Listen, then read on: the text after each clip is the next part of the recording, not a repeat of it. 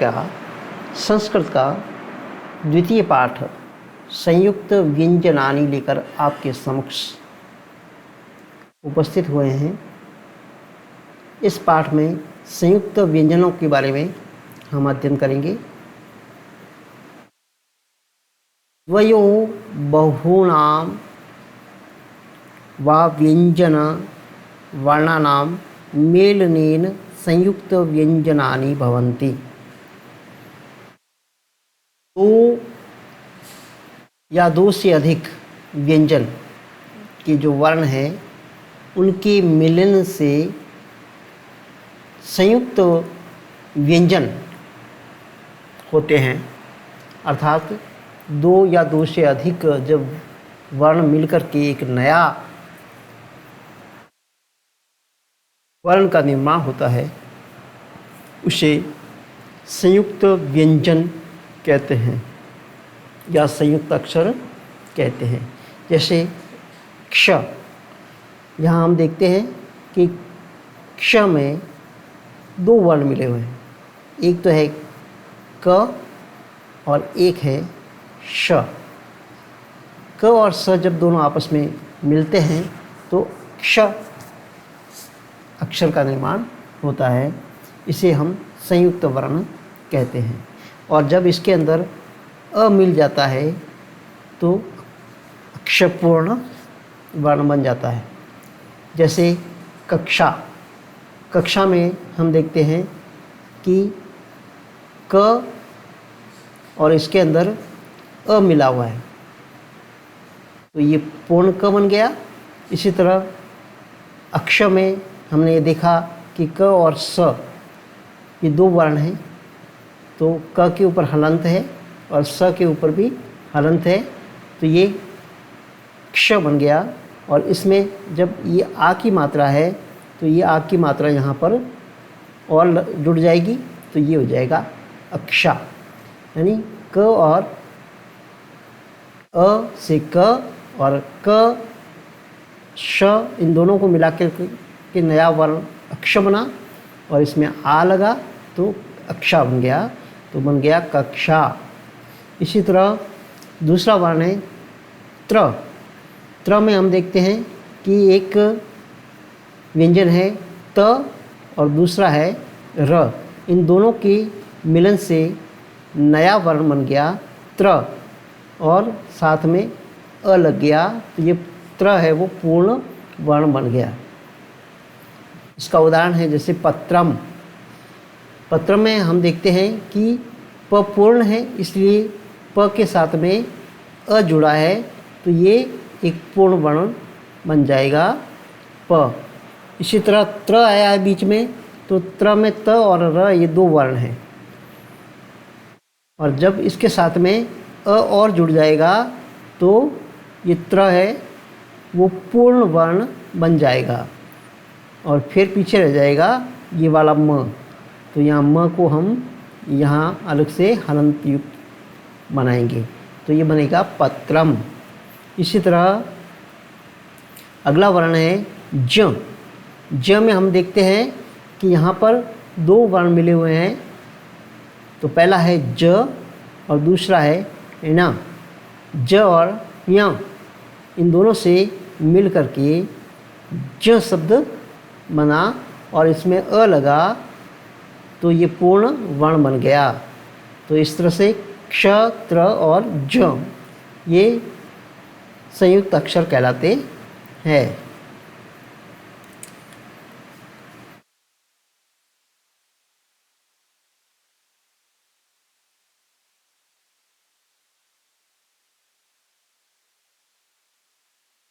अगला वर्ण है ज। ज में हम देखते हैं कि यहाँ पर दो वर्ण हैं द और य। इन दोनों के मिलन से द्य बन गया और इसको पूर्ण बनाने के लिए हम अस्वर इसके अंदर जोड़ देंगे तो ये जो वर्ण है संयुक्त वर्ण द्य के रूप में लिखा जाएगा और बोला जाएगा। इस जैसे विद्या है ना तो इसके अंदर व और ई से वी बन गया इसी तरह द और य से द्य बन गया और इसमें आ की मात्रा जुड़ गई, तो ये बन गया विद्या। एवं सर्वेषां व्यंजनानां सर्वे व्यंजने ही सह मेलनम संभवति। इस तरह से सभी व्यंजनों में जो सब व्यंजन होते हैं उनके साथ में जो इनका मेल यानी मिलन संभव होता है। तेन बहुविधानि संयुक्त व्यंजनानि भवन्ति, उससे अनेक प्रकार के संयुक्त व्यंजन हैं वो बनते हैं। जैसे क्य में देखेंगे तो जैसे चाणक्य, चाणक्य में क और ये आपस में जुड़ा हुआ है, तो ये तरह से संयुक्त वर्ण का निर्माण होता है। हिंदी की या संस्कृत की एक खासियत होती है कि वो आधे वर्ण को अकेला नहीं छोड़ते, अपने साथ में अपनी गोदी के अंदर उसको उठा लेते हैं, तो ये साथ में बोला जाएगा क्यः, तो ये हो जाएगा चाणक्य। जैसे इसमें दूसरा वर्ण है ऋण, इसमें र ऊपर रेफ के रूप में लगा हुआ है और दूसरा इसमें वर्ण है ण, तो ये दोनों एक तरह से संयुक्त वर्ण का निर्माण करते हैं। तो इसका उदाहरण है जैसे अर्णव।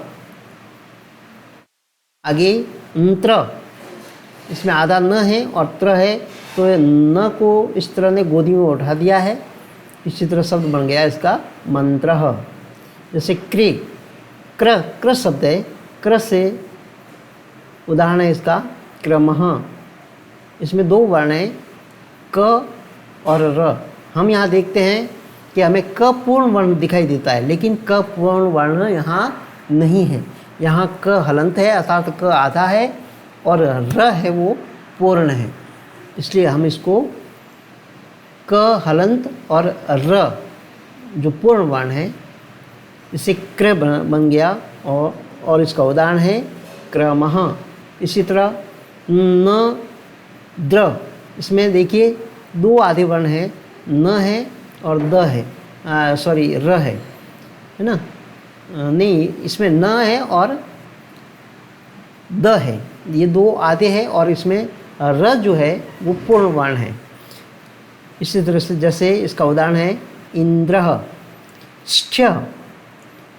स्थ में ओष्ठ्य, और उदाहरण है इसका द्य, जैसे पद। यह वर्ण है द्म है, द्म तो पदम। स्ट्र उष्ट्रः, न्ध्य संध्या, तो इस तरह से ये वर्ण बनते हैं। अगला चलिए वर्ण वियोग। अब शब्द है अपने वर्ण वियोग का मतलब होता है वर्णों को अलग अलग करना। तो यहाँ पर जैसे शब्द दिया है अजह। अजह में देखिए अ तो है स्वर और ज है व्यंजन, और इसके अंदर अस्वर मिला हुआ है और पीछे विसर्ग भी मिला हुआ है, तो ये शब्द बन गया अजह। इसी तरह रामः, इसमें हम देखते हैं कि पहला शब्द है र हलंत वाला लिखेंगे, इसके आगे दूसरा यहाँ पर आ की मात्रा यानी कि आ लिखेंगे, और इसके बाद में म है तो यहाँ पर म लिखेंगे और उसके ऊपर हलंत लगाएंगे, और पीछे अ जुड़ा हुआ है तो यहाँ पे अ लिखेंगे, और उसके बाद में अंत में विसर्ग लगा हुआ है तो यहाँ पर विसर्ग लगाएंगे। इसी तरह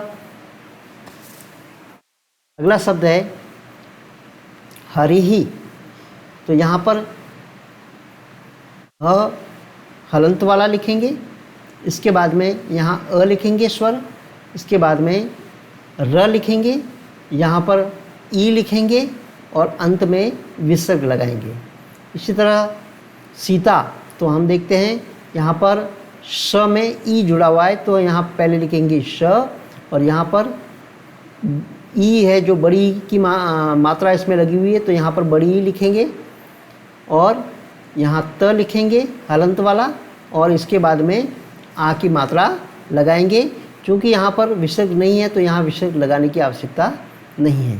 इसके बाद में गुरु हो, तो यहाँ हम देखते हैं ग में ऊ की मात्रा जुड़ी हुई है, तो पहले ग लिखेंगे हलंत वाला, इसके बाद में छोटा ऊ, इसके बाद में यहाँ पे र लिखेंगे और इसमें छोटा ऊ की मात्रा है तो छोटा ऊ लिखेंगे और आगे विसर्ग लगा हुआ है तो यहाँ पर विसर्ग लगाएंगे। इसके बाद में वधुहु, तो यहाँ पर पहले व लिखेंगे हलंत वाला, इसके बाद में यहाँ अ लिखेंगे, इसके बाद में यहाँ ध लिखेंगे, यहाँ पर बड़ा ऊ की मात्रा है तो बड़ा ऊ लिखेंगे और अंत में विसर्ग लगा हुआ है तो यहाँ पर विसर्ग लगाएंगे। इसी तरह अगले वर्णों को इसी प्रकार से हम पूर्ण करेंगे। आगे कुछ शब्द दिए हैं तो इन शब्दों को भी हम इसी तरह से पूर्ण करते हुए आगे चलेंगे। कुछ वर्ण हैं, जैसे मैं इसको बोल देता हूँ, जैसे न्य, तो ये मूर्धन्य, तो यहाँ पर म लिखेंगे हलंत वाला, फिर ये बड़ा ऊ की मात्रा है तो यहाँ पर बड़ा ऊ लिखेंगे। इसके बाद में ये र रेफ वाला बोला जाएगा, तो ये आधा र है तो यहाँ पर हम आधा र लिखेंगे, यानी र के ऊपर हलंत लगाएंगे। इसके बाद में ध है तो यहाँ आगे ध लिखेंगे। इसके बाद में ध में अ जुड़ा हुआ है तो यहाँ पर अ लिखेंगे, फिर आधा न है तो यहाँ पर आधा न लिखेंगे, यानी कि न के ऊपर हलंत लगाएंगे। और इसके बाद में यह लिखा है तो यहाँ पर पहले य लिख करके फिर उस य के साथ में हलंत जोड़ेंगे और अगला वर्ण है अ लिखेंगे और अंत में विसर्ग लगाएंगे। तो इस तरह से इन बाकी के उदाहरणों को भी हम पूर्ण करेंगे, जैसे तालव्यः, बाह्यम, क्रीड़ा, ग्रहणम, वज्रः, दृष्टा, प्रगतिः, ब्रह्म, या ब्र है, ब में र मिला हुआ है तो यहाँ पर देखिए ब के ऊपर हलंत आ गया, यानी ब आधा है, और र में अ मिला हुआ है यानी र पूर्ण है, तो हम इससे लिखेंगे ब हलंत र हलंत और इसमें अ जोड़ेंगे। और इसके आगे ये ह है और इसमें म जुड़ा हुआ है, तो यहाँ ह तो आधा है और म पूर्ण है, तो यहाँ पर ह के ऊपर हलंत और म में अ जोड़ देंगे। इस तरह से ब्रह्म शब्द बनेगा। इसी तरह ब्रह्मचारी, जाह्नवी, ध्वनिः, सरस्वती,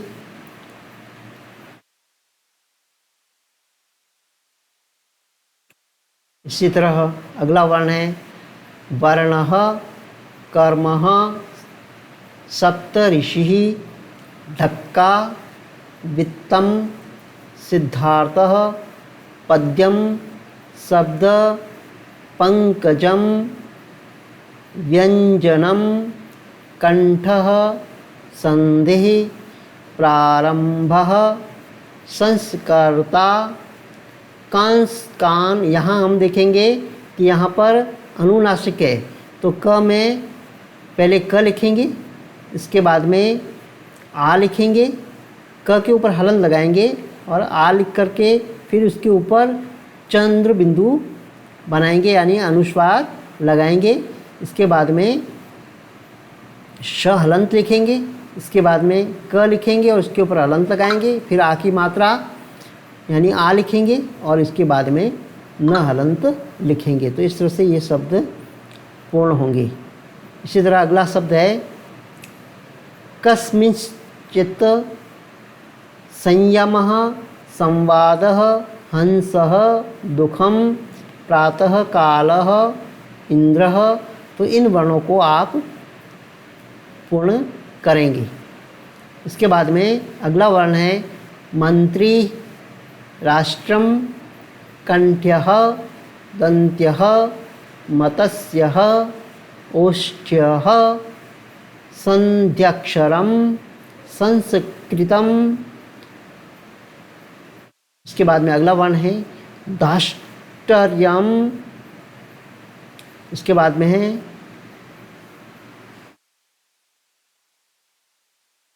कात्तसर, कार्तस्नर्यम। तो हम इसको कैसे बोलेंगे? का, इसके बाद में र को बोलना है, कार्यतसन्नयम, इस तरह से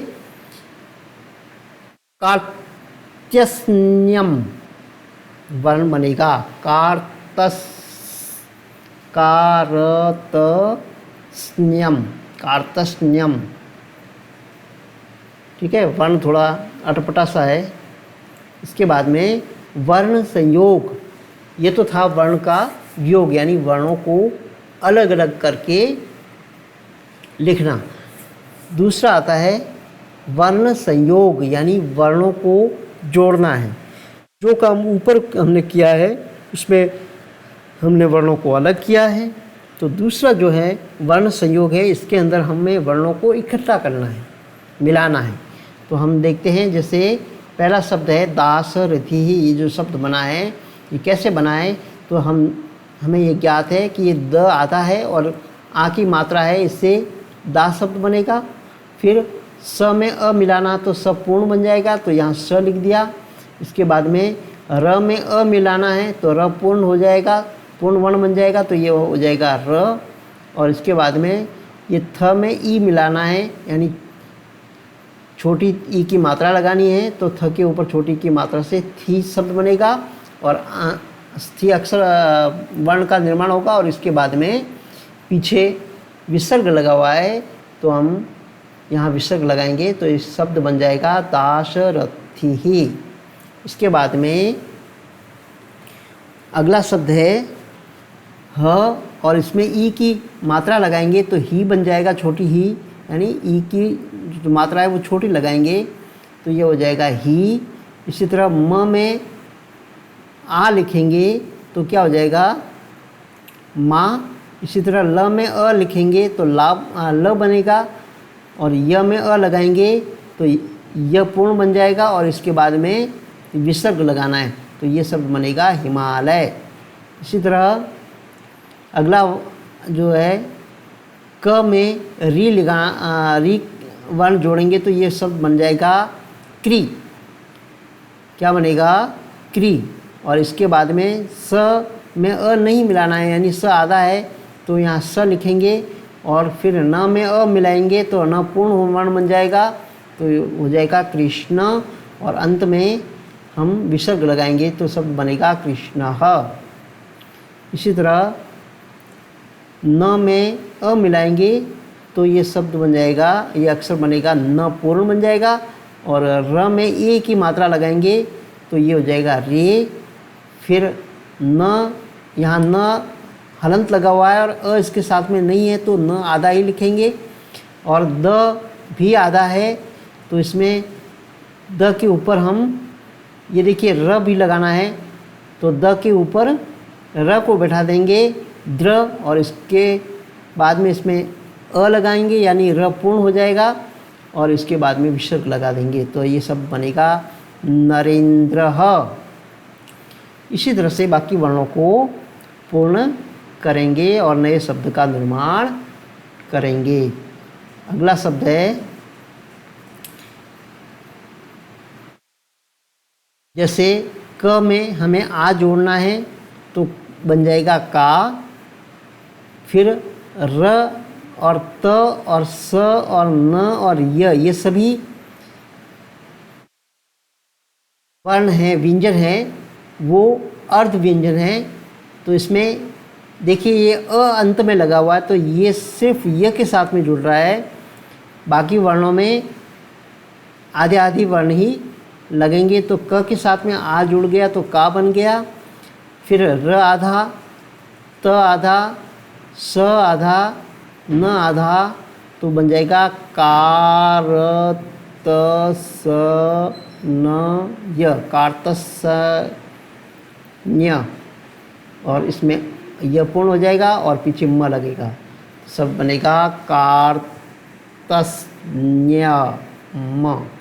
कार्तस्न्यम,